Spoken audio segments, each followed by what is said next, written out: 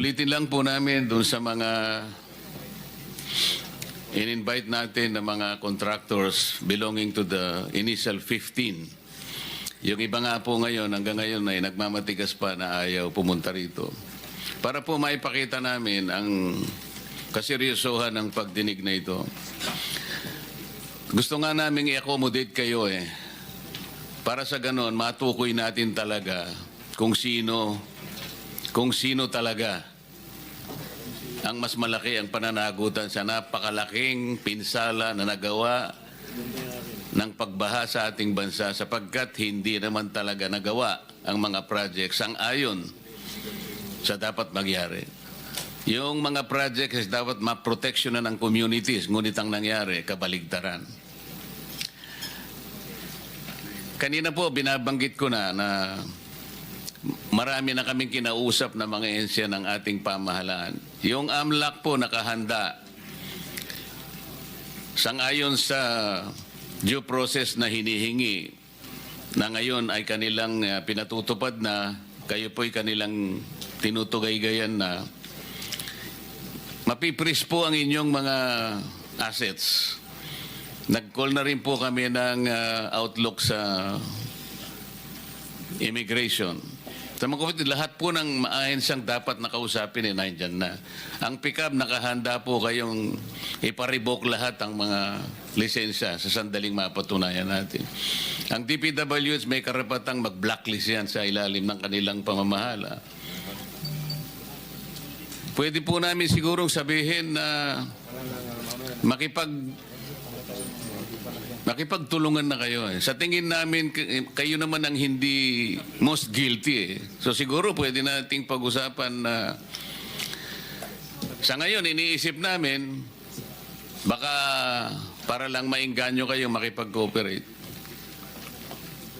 Sabihin na natin, wala mo ng criminal prosecution. Kasi po, plunder lahat ang lalabas nito Bilyon-bilyong piso po ito. Kaya kung sakali po na kayo ay ma-prosecute, puro plunder po ito. Alam namin na mabigat ito. Inaasahan nyo ba na kayo lang ang magdudusa dito? Na kung magturo kayo halimbawa ng mas may malalaking pananagutan dito, sino sa DPWH ang may direktang may kagagawa nito? Ituro po ninyo. Sino po sa mga funders, sino po mga politiko na may kagagawa nito? Turo po ninyo. Kayo ang magiging liability nyo lang, siguro civil damages. Kung papayag kayo, you indemnify the government. Ibalik nyo yung pera na nawala. Patulong kayo sa mga insurance companies na nag-post ng mga bonds para hindi kayo masyadong masaktan. Kung matutukoy pa ninyo kung sino-sino yung mga yan, sa tulong ng insurance commission. Ibig ko sabihin, para hindi kayo ang magigitin lang ng leeg. Magturo na kayo. Yan po yung gusto namin mangyari rito. Bagamat meron pong nagbigay na ng mga feelers, ngunit hindi namin alam kung paano namin kayo matutulungan hanggat hindi po kayo magsasabi talaga. Meron po talagang sumulat sa amin na nagsasabi na gusto na nilang magtapat, ngunit ang sabi nila, nanganganib po ang buhay namin at buhay ng aming pamilya. So kayo po ang magdesisyon diyan. So let's proceed. Sino po ang gustong makapagtanong? Before that, Mr. Chair, I would like to request the COMSEC to administer the oath to all resource persons present here today. May I proceed, Mr. Chair? To all those who are here for the first time, kindly stand and raise your right hand. Stand, please.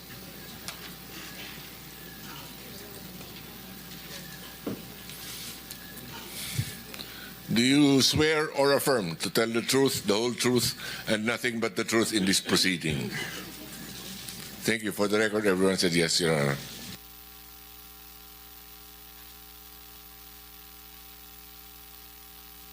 The minority there may want to... ikaw muna. With the permission of the chairman and, of course, our President Pro Tem, I'm very much concerned about the legislation that we can come up here, Your Honor, Mr. Chairman. There has been a brewing controversy, not only with the DPWH, but also with the attached agency under the DTI, particularly PICAB, which was created by Republic Act 4566 in 1965. As a matter of fact, in that Republic Act, the 3 board members of PICAB should be submitted to the Commission on Appointments, which they have never done. It was amended by PD 1746 in 1980, but I think it's about time we amend this, Your Honor, Mr. Chairman. Right now, the PICAB, the Philippine Contractors Accreditation Board, is under the CIAP, the Construction Industry Authority of the Philippines, which is an attached agency to the TTI. Palagay ko, after this series of questions that I would like to propose, Mr. Chairman, we would be able to come up with a law or an amendment to 4566 so that we may streamline these issuances of licenses and the like, as far as contractors are concerned. So with your permission, may I proceed now? Proceed. Thank you. Mr. Chairman, the Alpha and Omega construction and the St. Timothy constructions were included in the top 15 flood control contractor list by President Ferdinand Marcos Jr. On the SEC papers, ibang owners and composition of the company, but in actuality, alam naman na lahat na iisa lang ang may-ari nito. Alpha and Omega, St. Matthew, St. Timothy, and St. Gerard Construction Corporations were registered in the SEC and PICAB with different addresses, but all in Pasig City. However, in the 2022 case of St. Timothy et al. Versus the BIR, with CTA case number 10472, iisa lang ang address nilang lahat. Number 35 Tatco Compound, Jacinto Street, Malinaw, Pasig City. Now, my question for PICAB is this. For PICAB and the SEC, do you agree that there is material misrepresentation? Saan sila hahabulin kung iba-ibang ginagamit na address? Mr. Chair, may I request my Executive Director to answer? Attorney. What is the name of the person who will reply to the query of Senator Soto? Your Honor, is Attorney Herbert Matenzo, the Executive Director of the Philippine Contractors Accreditation Board. You are the chairman. You cannot answer for that.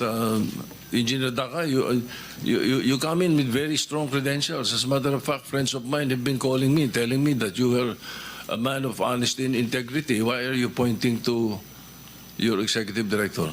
Our Executive Director runs the day-to-day activities of PICAB, Your Honor. Was he administered the oath? Not yet. Mr. Chairman, may we ask that the person that Engineer Dakay would like to answer be administered the oath? Before we continue, Senator Soto, let me just acknowledge the presence of Senator Risa Ontiveros and Senator Morning, Annie Chair. Marcos. Where is he? Administer mo. Pakita sa kanan kamay. Do you swear or affirm to tell the truth, the whole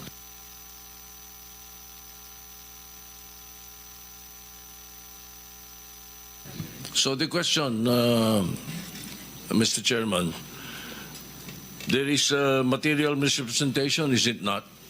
Saan sila hahabulin kung iba-iba ginagamit nilang address? Good morning, sir. I would like just to confirm, sir, that we are unaware of the CTA case. filed by St. Timothy in the Court of Tax Appeals. In that regard, sir, we will check onto this, sir, and verify po the address that was in our database. But considering, sir, that the address that was given to us remains to be there, sir, then You are allowed to sit down, please.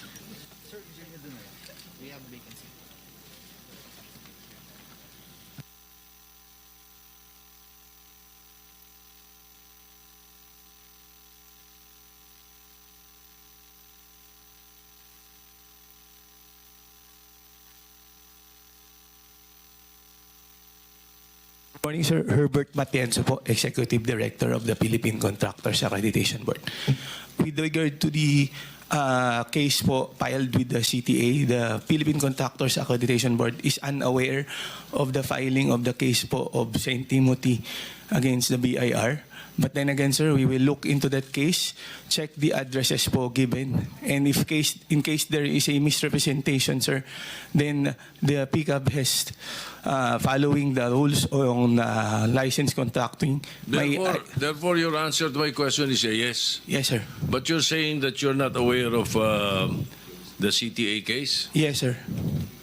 Yes, Mr. Chair. Brad, you're under oath, huh? Yes, sir. We are not. I am not aware I of was given a different information by the palace. Friday afternoon, after you guys met me in the morning. We will check our record, sir. I'm warning you, Brad. Be careful, huh? Basta you answer it truthfully, okay? Yes, sir. All right. You're not aware of the St. Timothy case? I am personally not aware of the St. Timothy case filed with the I'll CTA. hold you to that. All right? Okay, now. Also, the mentioned companies, including Elite Construction Corporation, have different authorized managing officers to represent the contractors. But the beneficial owner is the same. It has interlocking directorship. May corporate layer ba? Are you aware of this scheme, Engineer Dakay? No, sir, we're not. So where are your mechanisms to flag companies misrepresenting through corporate layerings or fronting? Because it seems that the contractors, they just make another corporation and even sole proprietorship if you deny them their license.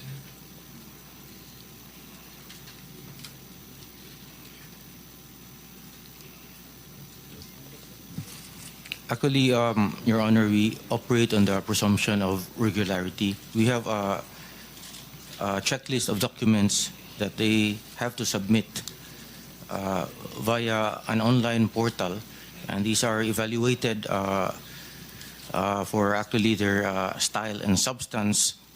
And if the papers and the documents are found to be regular, then there is a recommendation for the approval of your license. But Mr. Chairman, Engineer Dakay, in the IRR governing licensing of contractors in the Philippines, Section 3.3, letter K says, the licensee must at all times observe and adhere to the letters and spirit of the Code of Ethics for contractors. PCAB is the circumvention of the law by misrepresentation of address and composition of the corporation. Isn't that this a violation of this section? It certainly is, Your Honor. It is. Okay. Now, regarding the equipment capacity requirement, also, as stated in Section 4.5D of the IRR, the invoice of each equipment and its certification of registration with its official receipt are required. So again, I ask the pickup, if you already reviewed, scrutinized, and compared all the equipment documents of Elite Construction, Alpine Omega, St. Matthew, St. Timothy, and St. Gerard Construction, these corporations, ang office, iisa lang ang building nila. Hindi kaya pare-pare yung equipment lang ang pinakita at sinabi sa inyo? Your Honor, they are asked to submit certificates of registration for each unit of equipment. And these- Certification, but you do not inspect. You mean, Your Honor, the actual Physically, yes. units? No, Your Honor. You do not. Ito isa sa mga nakikita nating nagiging problema natin dito, Your Honor, Mr. President. Now, all of this, ang pagkakaalam nga namin, ang may-ari nito ay sila Mrs. Discaya. Ano? And Mrs. Discaya is here. So, pwede po bang, Mrs. Discaya, pwede po bang ibalita nyo sa amin, ikwento nyo sa amin yung mga napanood namin sa inyo sa television na sinasabi ninyo. Kailan po kayo unang nagkaroon ay kumita ng bilyon sa construction industry? Anong taon po yun? Good morning po. Billion po. Opo, kwento nung narinig po namin sa television, sinasabi nyo sa interview nyo dahil tinanong kayo kung anong naging gateway para gumanda ang buhay nyo. Sabi nyo kayo hindi naman nakakaangat nung araw. At tapos sabi niyo ay noong DPWH na kami. Yun po yung sagot ninyo eh. So, at tinanong kung magkano at sabi nyo bilyon. Kailan po itong unang bilyon na kumita kayo sa DPWH? For the knowledge of everyone, so St. Gerard, Alpha and Omega, we have been in the construction business for 23 years. So I would presume na in the 23 years, pwede naman siguro kami po kumita. Yung billion, when I said DPWH, because prior to that, we were in local government. So ang hirap makasingil sa local government. They spliced the video that was taken of me and just mentioned the DPWH. So, contractor na po kami for 23 years. So you're saying that the television station and the persons interviewing you edited your answers? I think so, sir, kasi I did mention that I was doing local government as well as private po. If I may, with the Yes, permission of, with the permission of the chairman, Senator President Pro Tem. Ma'am Sarah, ano ba naging trabaho niyo bago kayo pumasok sa mga kontrata sa gobyerno? My father was a contractor before. Nangongontrata rin Pero siya? yes po, Nangongontrata rin sa for DPWH? LGU po. LGU, and then ako, I worked sa ibang bansa. Yun po. Anong work mo sa ibang bansa? I was a dental receptionist and an orthodontic nurse. So you are a doctor? Nurse? No po. Yung asawa mo, ano trabaho? He works sa isang development corporation, and him and his brother were parang private contractors sa subdivision namin. Paano kayo, how were you enticed to join the mga kontrata sa DPWH? Who influenced you? Wala naman po. Nakita namin on PhilJeps na may mga projects na pwede palang mag-join. So we joined the bidding na we know that we were qualified for. All right, Mr. Chair, I would like to reserve all my questions if my turn comes already. Thank you, Mr. Chairman, to continue. Senator, Mr. Chairman. Mr. Chairman, Okay, with the permission of the Senator Minority Leader. Soto, the Minority Leader. Ma'am, very clear man yun sa video na sinabi mo. Kung kailan kayo kumita ng malaki, sabi mo, noong nag-DPWH na kami. Ngayon, gusto mong i-attribute yung wealth ninyo going back noon pa sa tatay mo, nung nagsimula kayo ganon. Pero very clear, the video won't lie. Sinabi mo, noong nag-DPWH na kami. Yes po. So, kailan ba kayo nag-DPWH?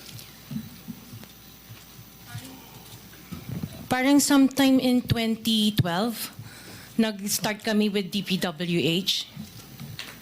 Can you be definite with your answer? Parang 2012? Oh, please, because you are under oath, please Yes po. make sure of your answers. Sometime in 2012, we started with DPWH. We started with joining biddings. Pero prior to that, we were with local government. Yung mga flood control projects, kailan kayo nag-engage ng flood control projects sa DPWH? Siguro mga 2016 onwards. Please make sure of your answer. Yes po, 2016 onwards po. 2016 onwards? Yes po. 2016 onwards. May follow-up Yeah, yes, ka sir. ba? Yeah, Okay. Go ahead, sir. Go ahead. All right. Kasi based on your... Una sa lahat, we would like to clear the reason that we're asking you this, and centering on you at the start. Ganon din ang gagawin namin takbo doon sa ibang mga kontratista rito na naibitin natin na nasa top 15 ng presidente. Nasa top 15 ng presidente, may mga flood control projects, mayroong guni-guni, mayroong ghost, mayroong nagawa, may nagawang palpak, okay, may nagawang tama. Ngayon, tapos marinig namin yung kwento sa television na tungkol doon sa sinasabi nyo na napakarami ninyong kinita at ika nga sa DPWH to 2016 kayo nag-umpisa sa DPWH. Pero yung mga pinakitang mga sasakyan ninyo ay 2022, 2025, 2024. So, lately, yung matindi, hindi po ba, na mga income ninyo? Mga anong taon kaya sa tingin ninyo? What year would you say that you were able to engage or be able to get projects from the DPWH for flood control projects? What year? Yun nga po, nag-start kami makakuha ng pailan-ilan, pero 2016 po onwards po. Yes. 2016 onwards. In 2017, how much did you pay the BIR on your income tax? Sorry, I don't have the data on me right now kasi I have an accountant that handles that po. Pero I can get it for you. If you Yes, please. May we request that Yes po. we find out how much your income taxes were paid from that time, 2016 to the present. No? Okay po. All right. Now, Mr. Chairman, in 2015, St. Gerard, which you own also, no, Mrs. Discaya, was suspended by the DPWH. In 2020, they were blacklisted by the DPWH. However, St. Gerard's pickup license was renewed and is valid from July 1, 2023 to January 28, 2026. For St. Timothy, which you also own, it was found out by the President that the 2023 Bulacan River project amounting to 96.4 million was deemed completed even in more than 200 meters of revetment were not built. St. Timothy's pickup license was also renewed 2025 to 2027. So, Engineer Takay, what is the basis for the renewal despite the issues in their previous projects? Sir? Mr. Chair? Engineer Takay, can you not answer? You're the chairman. Bakit itong executive director ang pinasasagot niyo na pinasasagot? Yeah, the blacklist that was issued by the DPWH, Your Honor, has certain time limitations. So, once a notice that the project has been completed, then the blacklist is lifted. And PICAB actually limit of responsibility is we can only institute disciplinary action upon a complaint or a verified violation. Ibig sabihin, pag walang nagko-complain, sige lang na sige.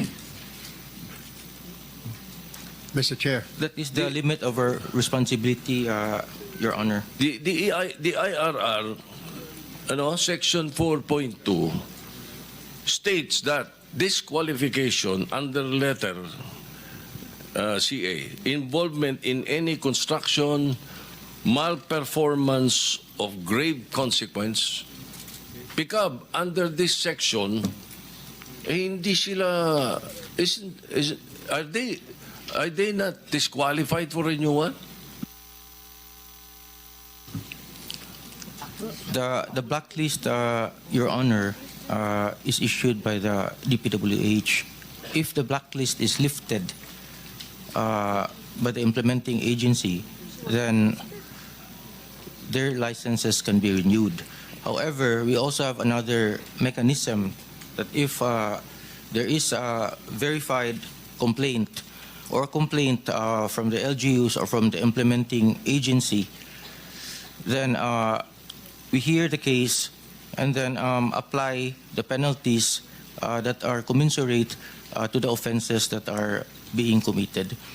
For example, Your Honor, the DOLI reports to us a lot of infractions that are committed by contractors, such as unlicensed contractors implementing construction work, unsafe practices resulting in the death of people in the workplace, and we act upon that immediately. In fact, Your Honor, we submitted, upon the request of the BIR, we submitted last July 25 our transmittal regarding the request for the documents of the construction group of Discaya, because if and when the Bureau finds out that their papers are not actually compatible to the papers that are submitted at the PCAB, then we will suspend or revoke all of their licenses automatically because there is now complaint. And we have communicated with the Bureau. In fact, I have met with Commissioner Lumagi once, and we have responded to their letter. And along with our letter, we have submitted reams of documents for the Bureau to review, Your Honor. Mr. Chair, Mr. Chair, may I with the Wait, before permission of the Minority Leader. before we proceed, let me acknowledge first the presence of our Majority Leader. A quick question, Commissioner. Yung imposition ng suspension is Section 99 ng RA 12009. Blacklisting is under Section 100, correct? Pareho namang nalilif ang suspension and blacklisting. There's no problem there because it's in the law.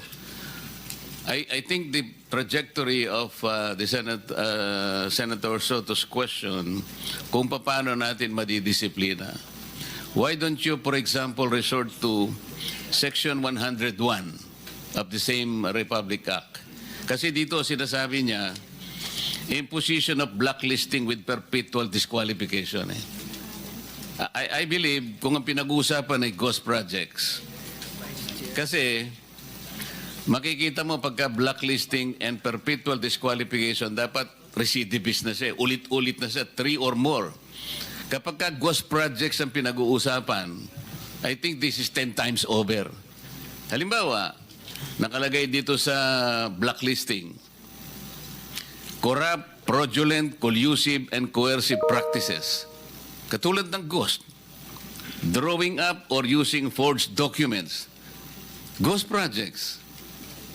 Hindi po pwedeng mag-apply yung Section 101, but there is a perpetual disqualification of this. You have to look into this. Yun siguro ang gusto mong puntuhan Yes, ng Senator, di ba? Yes, sir. Mr. Chairman, thank you, And sir. then I think we have to put a limit muna, sir. Kasi medyo gusto nang magtanong Sige. yung iba. Sige, Makakabalik ka naman, try boss. I'll try to wind up for a while. No, Yes. Marami pa po akong tanong eh. My point here is that I want to amend the law creating the PICAB.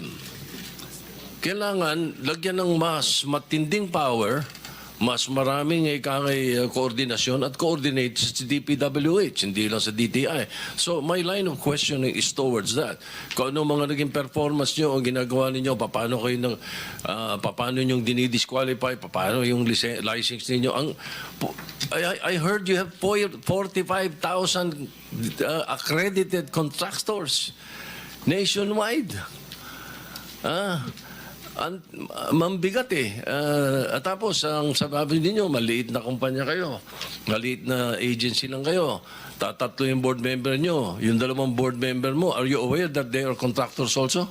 Engineer Dakay? Yes, Your Honor. I am aware. In fact, EGB has actually filed a voluntary leave of absence the day after their name appeared on the list of the So when they were appointed by whoever, President Duterte or President Marcos, because I know for a fact you were appointed by President